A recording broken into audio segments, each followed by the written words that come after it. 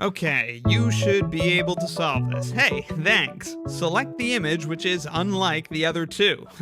Stupid question. Obviously, it's this one. The other two are filled in. This is a polygon consisting only of the boundary, and these we might also call polygons, but they're actual regions in the plane. Like this is a circle and this is a disc, but the two are often conflated. And I'll be dead before you catch me conflating. But yeah, the red polygon here is obviously the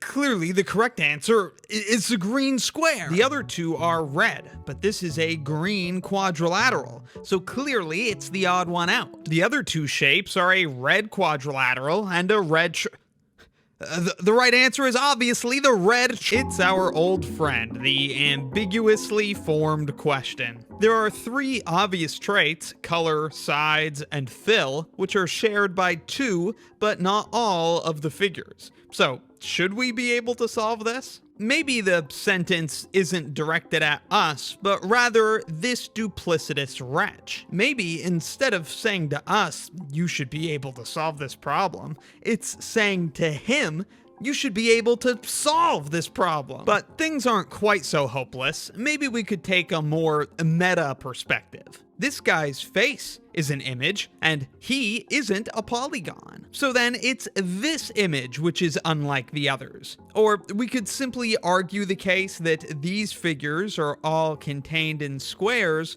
whereas this one is not.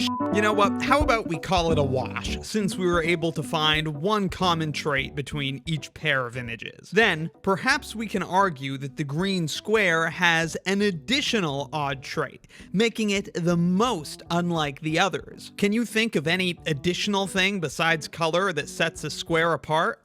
How about this? These two shapes are irregular. That means not all of their sides are congruent. In contrast, the green square, of course, is regular. All of its sides are the exact same length. With that in mind, the true best answer is clearly the red triangle. The red triangle is the only shape here where every pair of its points is joined by an edge. In the context of graph theory, this is what we'd call a complete graph, because it has every possible edge between the vertices. And that makes the red triangle meaningfully different from the other two shapes, which are not complete graphs. There are pairs of vertices in these other figures that aren't joined by an edge. So then certainly the best answer is the red quadrilateral. Obviously, both the triangle and the square are completely determined by their side lengths. If we have the length of these three sides, this is the only possible triangle.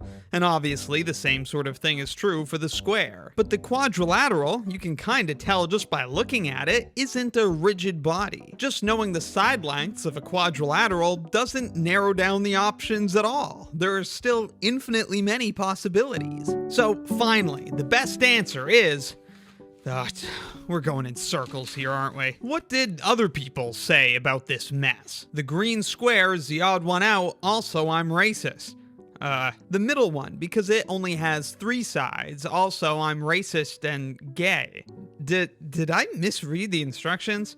Select the image which is unlike the other two. No, didn't misread them. Wait a minute! That's Professor Layton. He's not just any red-banded, black hat-clad gentleman. Professor Herschel Layton is a professor of archaeology at Gresson-Heller University. And he's the protagonist of the Professor Layton video games. The whole series centers around puzzles and brain teasers. So what are we doing with this cheap imitation? There are actual serious puzzles that need to be solved, and this was our signal. So I looked up some of the hardest puzzles in the Professor Layton game series and picked 3 for us to take a look at. That's right, the fun has only just begun. Here is one called Time Times 3. It's puzzle 163 from Professor Layton and the Unwound Future. It's a time multiplication problem. So this is minutes, this is seconds, this is minutes, this is seconds. Since we're talking about time, minutes and seconds, neither of these quantities can be 60 or greater, since 60 seconds would roll into an additional minute, and 60 minutes would roll into an hour. So the question is, what time, minutes, seconds, times 3 would equal this time, minutes, seconds? We have 7 blanks to fill and 7 numbers to use. And right off the bat, we can narrow down some of the options. What number has to go here in spot D? We need a number that when multiplied by 3 is going to produce a 7 in the ones place, since we're forced to have that. Is there a number like that? Well, yes, and thankfully there's only one. This forces this guy, block D, to be 9. 9 times 3 is 27, so that's going to give us that 7 we need, and we can place the first number. Now, the next biggest numbers are 6 and 8. Like we discussed, we can't have anything bigger than 5 in the tens places of seconds or minutes. So the 6 and the 8 must go in the ones place of the minutes column. It might seem like an obvious choice to put 6 here, because 6 times 3 is 18. That would give us an 8 here. So 6 here, 8 here, that should work. But it depends, because we don't know how many carries we might have from the seconds. So let's hold off on placing the 6 and 8 for now. Let's look at the smallest number, 1. This is actually the only number that can go here in block A. If we put 2 in block A, for example, that's 20 minutes. And if that gets multiplied by 3, well, it's going to be too big. We can't have something that big here. So this has got to be 1. So there's another number down. Now we can start to pin down some of these other numbers. If we were to put 16 here, when that gets multiplied by 3, it's going to be 48 plus potentially a carry or 2. In fact, the smallest number that could go here would be the 2, which would force at least 1 carry. That would make this have to be 49. And we have no way to create that or 50. So it must be that this is 18, not 16. That of course means that this F has to be 6. 18 times 3 is 54, so this E is gonna have to be the 5. Then to get to 56, we're going to need the seconds times 3 to give us 2 additional minutes. So it can't be 2 here, it's gotta be 4. And that, of course, forces 2 in block G. And there we go. 18 minutes times 3, that's 54 minutes, but we get an extra 2 because 49 times 3 is 120 seconds plus an additional 27 seconds. In other words, it's 147. Very cool. I can't believe they put this next one in the game. I was totally missing out as a kid who didn't play Professor Layton. This one isn't exceptionally difficult or anything. It's just that it's a straight up geometry problem. With time times 3, there's a riddly feel that keeps it from seeming like straight up black tar math and scaring away those who prefer physical pain to arithmetic. But with this one, nah, it's you and it's triangles. Enjoy your video game, nerd. Oh, I'll enjoy it soon as I finish 100%ing Challenge Me math workout. So let's solve it. This is puzzle 31 from Professor Layton and the Spectre's Call. A lamp hangs ominously from a beam in this abandoned warehouse. On the ground, we can see there are 2 posts. Both of them are 1 meter high, and they are 15 meters apart. The light coming from the lamp results in 2 shadows. The shadow cast by the pole on the left has a length of 3 meters, and that cast by the pole on the right has a length of 2 meters. From this info about the posts and their shadows, what is the height of the lamp? This is a classic type of triangle similarity problem. If we look on the left, we have a triangle whose base to height ratio is 3 to 1. On the right, similar thing, but the ratio is 2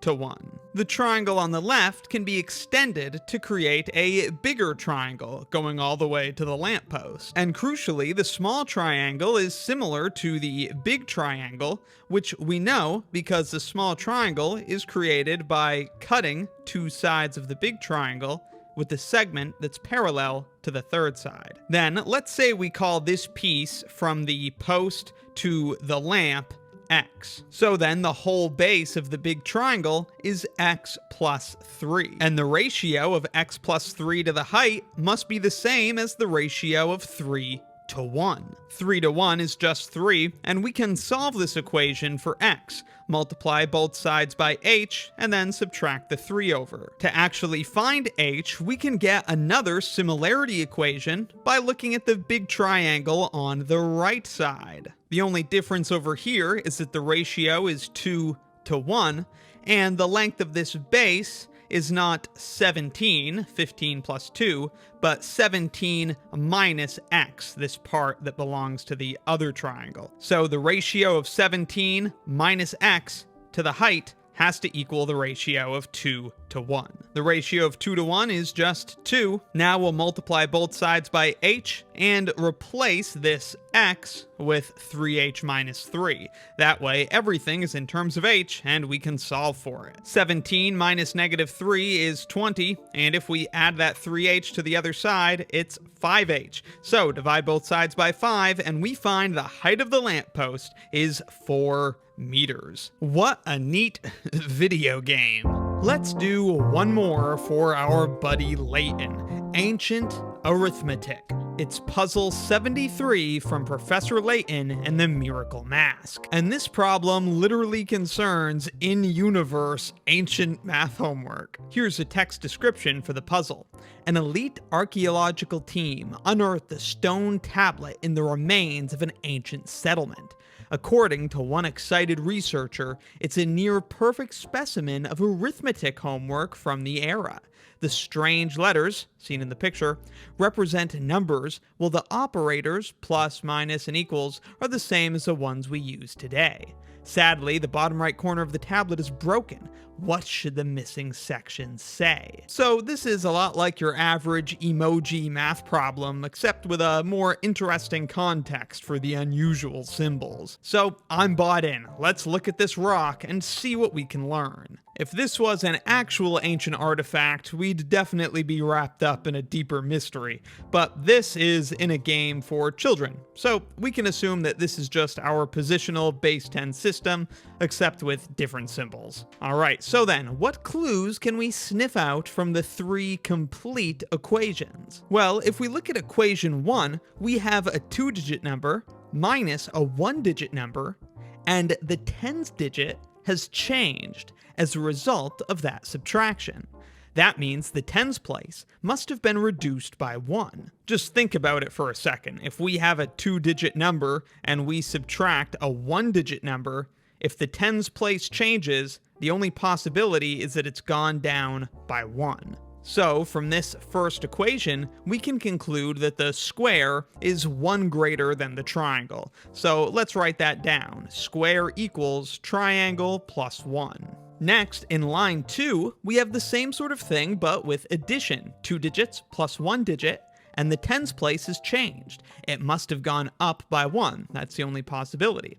So we could write that this C shape is equal to B plus 1. The B increases by 1 to get to C. So just to represent those symbols, I'm going to write it as C and B. C equals B plus 1. Apply the same logic again to the next equation, which is back to subtraction, and we can conclude that this K shape must be 1 more than the square. So we could write that K equals square plus 1. So we've got some nice information about all of these different symbols, but how do we actually nail down what number they each represent?